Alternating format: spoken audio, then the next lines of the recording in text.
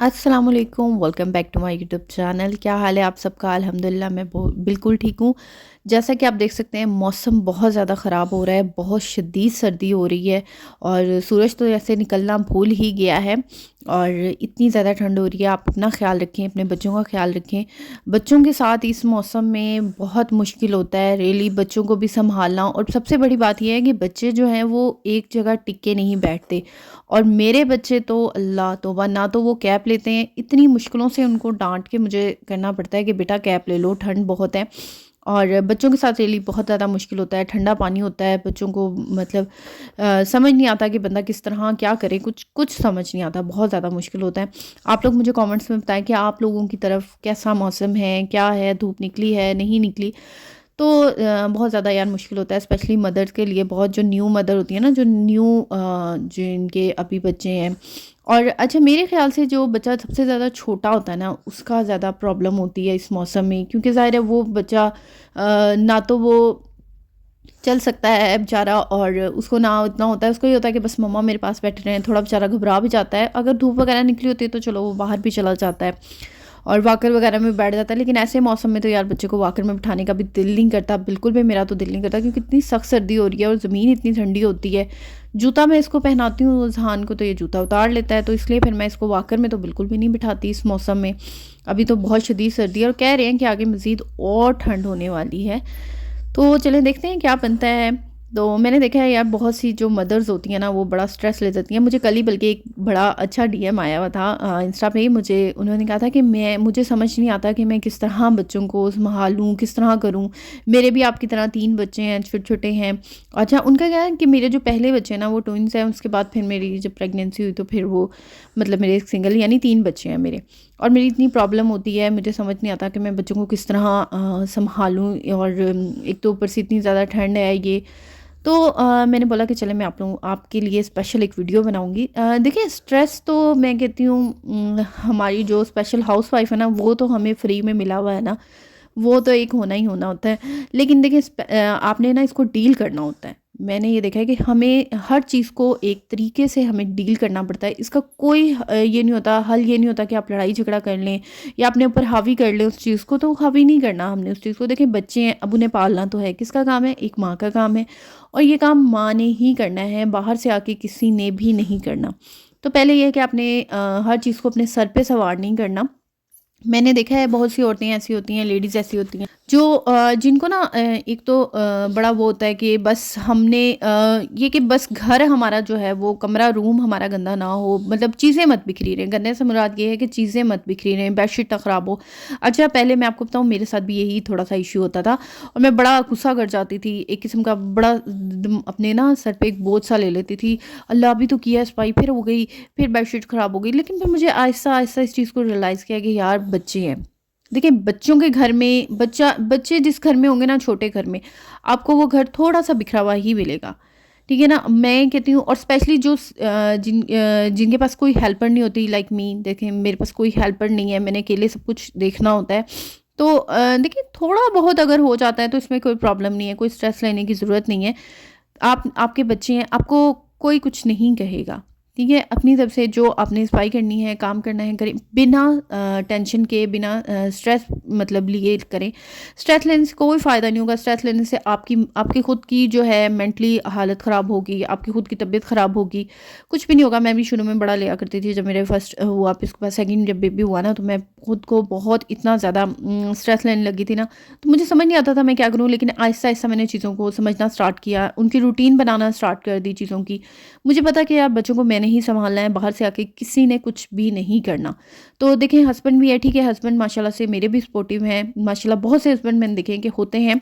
और मुझे जिनका डीएम आया था वो ये कह रही थी कि मेरे हस्बैंड सपोर्टिव हैं, लेकिन बट ये है कि मुझे समझ नहीं आता कि क्या करूँ? देखिए हस्बैंड ने तो काम करना होता है, बाहर जाना होता है, जॉब करनी होती है, तो ठीक है वो जितना कर सकते हैं वो करते हैं। बट सारी ड्यूटी जो है वो एक वाइफ़ की होती है, एक माँ की होती है। तो आपने ही उसको देखना है। आपने पहले तो अपने बच्चों की रूटीन देखनी है, उसको मैनेज करना है। मैंने अब अपने बच्चों के खाने-पीने की एक रूटीन बनाई हुई है, इनका सुबह मॉर्निंग में करवाना है।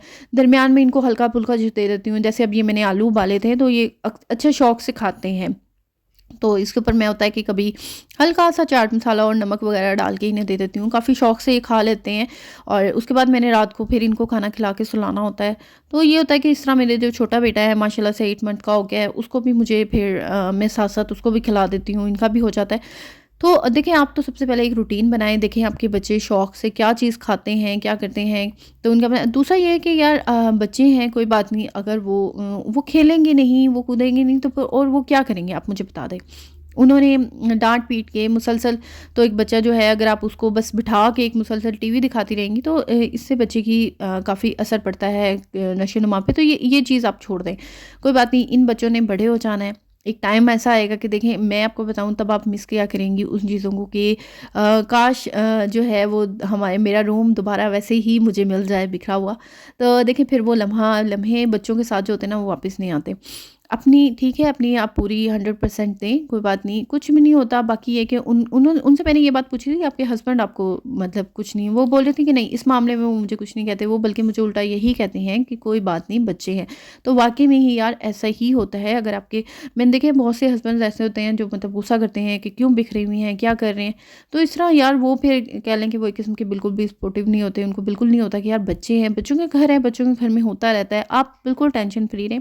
दूसरा मुझसे एक कमेंट आया था, मुझे पूछा था उन्होंने कि मुझसे नमाज़ की पाबंदी नहीं होती, नमाज़ वग़ैरह मेरी जो है वो छूट जाती है।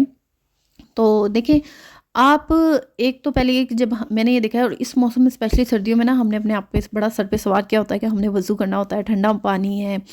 तो आप ना अपने ज़हन में ये रखें कि यार मैंने नमाज़ पढ़नी ही पढ़नी है। जब आप ये चीज़ कर लेंगी ना कि मैंने पढ़नी है, तो यकीन मानिए कोई भी नमाज़ नहीं जाएगी। मेरे से अक्सर पहले ऐसा हो जाता था बट अब जो है वो नहीं होता इतना। अब मेरे से माशाल्लाह अल्लाह खैर तो है, पाबंदी है। तो ये है कि थोड़ा होता है बच्चों के साथ, थोड़ा-सा मुश्किल होता है, ज़ाहिर है इस मौसम में स्पेशली बहुत ज़्यादा, सर्दियों में विंटर में थोड़ी प्रॉब्लम होती है। बच्चा कपड़े वगैरह नापाक हो जाए, उनको चेंज करना, कपड़ों को वज़ू करना, स्पेशली जो आजकल जैसे लाइटों का भी इशू है, तो थोड़ा-सा प्रॉब्लम हो जाता है। बट ये है कि अगर आप अपनी एक दफ़ा अगर आपने ठान लिया करनी आपने पढ़नी है ना, तो आप पढ़नी ही पढ़नी है। बस आपने एक दफ़ा ना सोचना है। प्रॉब्लम होती है सुबह उठने में, बड़ा मसला होता है, लेकिन ये होता है कि जब हम सोच लेते हैं ना कि यार हमने पढ़नी है, तो बस फिर आप यकीन मानिए खुद ब खुद ही हो जाता है, पढ़ ही जाती है। तो ये है कि इंशाल्लाह अल्लाह करेगा, अल्लाह ताला सबको ये है कि मैं कह रही हूँ कि इसकी करें। और बाकी ये है कि यार देखिए मैं हम लोग पॉइंट की तरफ अपने आते हैं कि स्ट्रेस फ्री हमने, अगर आप एक तो पहले ये है कि आप हर वक्त कोशिश किया करें कि कुछ ना कुछ पढ़ती रहा करें, लाइक दुरूद शरीफ पढ़ती रहा करें, तो इससे बहुत ज़्यादा वो होता है। और अपने आप को ना थोड़ा सा मसरूफ़ रखें। जब हम एक फ़जूल सोचते हैं, हम बिल्कुल फ़ारिग रहते हैं, फ़जूल सोचें सोचते हैं ना, उससे हमारे ज़हन पे ना और टेंशनें आ जाती हैं और परेशानियाँ आ जाती हैं। तो अपने माइंड को जो है वो थोड़ा-सा बिज़ी रखें, बच्चों में बिज़ी रखें, मसरूफ़ रखें। छोड़ दें इस चीज़ को कि अच्छा उसने क्या किया, उसका क्या हो रहा है, इसका क्या हो रहा है। तो ये अपने आप को सबसे पहले तो कंपेयर भी करना छोड़ दें। इससे बड़ा हमारे ज़हन पे ना बड़ा नेगेटिव असर पड़ता है पर्सनैलिटी पे, जब हम लोगों के साथ अपने आप को कंपेयर करते हैं। हमें कभी भी लोगों के साथ खुद को कंपेयर नहीं करना चाहिए। वो वाला आपने मुहावरा सुना होगा ना, जितने पाँव होते हैं उतनी चादर फैलानी चाहिए। तो मतलब आपका जितना आपके घर का है बजट है, जितना आपका है, आप कोशिश करें उसमें खुश रहना सीखें। देखिए आज के दौर में अगर आप उसमें भी खुश हैं ना, तो रियली बहुत बहुत बड़ी बात होती है। एक औरत ने ही, एक माँ ने ही घर को मैनेज करना होता है, बच्चों को मैनेज करना होता है, घर के सारे अखराजात उसने देखने होते हैं। मर्द का काम तो सिर्फ होता है यार वो कमा के ले आएगा, लेकिन देखना सारा कुछ औरत नहीं होता है। तो आप अपना एक टाइम टेबल बनाएं, अपना एक शेड्यूल बनाएं, आपने किस तरह करना है, किस तरह आपने उसको करना है, अपने माइंड में बना लें। ज़रूरी नहीं है आप कोई बहुत बड़ी डायरी बनाएँ, कुछ बनाएँ, नहीं। देखें ज़ाहिर है एक इतना टाइम नहीं होता कि डेली की डेली हम कोई चीज़ लिखें, लेकिन आप अपने माइंड में ये चीज़ को सेट कर लें कि अच्छा ये चीज़ है तो मैंने इसको इस तरह करना है, इस तरह करना है, बच्चों का ये टाइमिंग है। तो आप जब खुद अपने आप को मसरूफ़ रखेंगी बच्चों में, घर के कामों में, तो यकीन माने आपको जो है ना इतना ज़्यादा स्ट्रेस नहीं आएगा। और स्पेशली जो है ना नेगेटिव लोगों से दूर रहें, जो आपको डीमोटिवेट करते हैं, जो लोग ना, उनसे तो बिल्कुल ही दूर रहें, उनको छोड़ दें। मैं तो कहती हूँ उनसे किनारा कर लें। जो लोग आपको डीमोटिवेट करते हैं ना कि नहीं तुम ये नहीं कर सकती, तुम ऐसा नहीं कर सकती, तुम ऐसा नहीं कर, तो यार उनको छोड़ दें। जो ये कहते हैं ना वो खुद भी कुछ नहीं कर सकते, वो दूसरों को तो डीमोटिवेट करते ही करते हैं, उन्होंने खुद भी कभी भी कुछ नहीं करना होता। तो आप ऐसे लोगों से दूर रहें, फासले पे रहें। और ये है कि बाकी कि आजकल मौसम बहुत ख़राब है, अपना ख्याल रखें, बच्चों का ख्याल रखें। बहुत ज़्यादा सर्दी शदीद हो गई है, पता ही नहीं है सर्दी एकदम से इतनी ज़्यादा पड़ने लगी है। तो बाकी ये कि आप लोग मुझे इतना प्यार देते हैं, इतनी मोहब्बत देते हैं, उसके लिए बहुत शुक्रिया। बस जल्दी-जल्दी मेरे चैनल को ना अच्छी तरीके से सब्सक्राइब भी कर दिया करें यार। देखें, आप मेरी वीडियोज़ देखते हैं, मुझे प्यार देते हैं, मुझे कमेंट्स करते हैं, पर चैनल को सब्सक्राइब नहीं करते। ये मुझे आप लोगों से एक छोटा-सा गिला है, शिकायत है। और चैनल को भी सब्सक्राइब करें, तो ताकि आप लोग जो है मेरे साथ वो बने रहें। और मेरी वीडियो पसंद आई है, कमेंट्स लाज़मी किया करें यार, बड़ा अच्छा लगता है आप लोगों को कमेंट्स करते हैं और फिर उनका जवाब देना। मुझे अच्छा लगता है कि मैं आप लोगों के कमेंट्स के जवाब दूँ। इंशाल्लाह कभी हम वीडियो बनाएँगे Q&A की, और उसमें मैं आप लोगों के सारे क्वेश्चंस के जो है वो जवाब दूँगी। आप लोग जो भी क्वेश्चन करेंगे उससे पहले मैं कोई कम्युनिटी पोस्ट लगा दूँगी, जो भी अपने क्वेश्चन पूछने हुए उनके कमेंट्स में पूछ लेना। मैं आप लोगों को फिर लाइव आके इंशाल्लाह कभी लाइव आएँगे जब, नहीं तो फिर मैं आपके वीडियो में ज़रूर आप लोगों को जवाब दे दूँगी।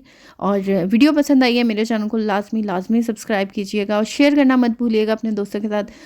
बहुत सर्दियों का मौसम है, आप लोग मुझे ज़रूर बताएं कि आप लोगों ने सर्दियों के मौसम में क्या-क्या बनाया है, क्योंकि बड़ी चीज़ें होती हैं सर्दियों के मौसम में। तो ये होता है कि मैं भी बस बनाती रहती हूँ बच्चों के लिए। इंशाल्लाह आप लोगों के साथ आगे-आगे अच्छी-अच्छी रेसिपीज़ भी शेयर करती रहूँगी जो मैं बनाती हूँ। और आप लोग मुझे कमेंट्स में बताएं कि आप लोग सर्दियाँ अपनी किस तरह क्या-क्या बनाती हैं सर्दियों में। और बाकी ये कि दुआ में याद रखिएगा और अपना ढेर सारा ख्याल रखिएगा। ओके जी, अल्लाह हाफ़िज़।